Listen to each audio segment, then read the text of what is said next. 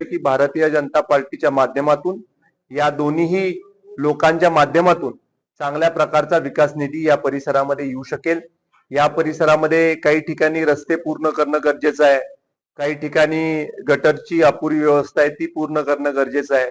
Open स्पेसेसच्या बाबतीमध्ये सुद्धा आमचा विचार विनिमय चाललेला आहे।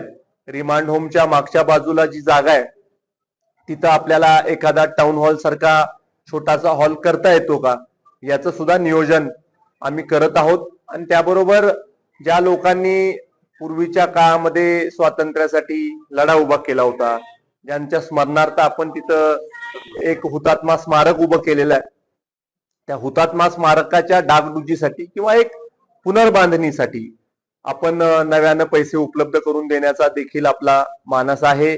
रिमांड होमला आम्ही वैयक्तिक पातळीवर CSR मधून मदत करायचा प्रयत्न करतोयच।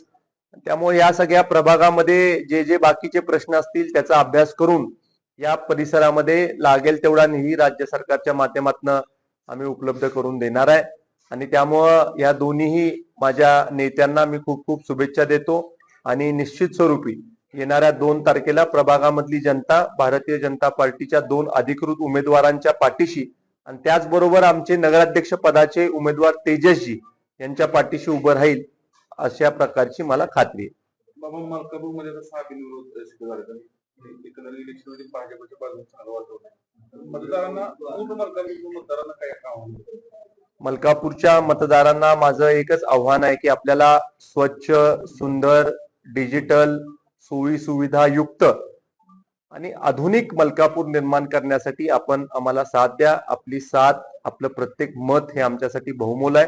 आम्ही येणाऱ्या 5 वर्षामध्ये मलकापूरकरांची सेवा करण्यासाठी सज्ज आहोत।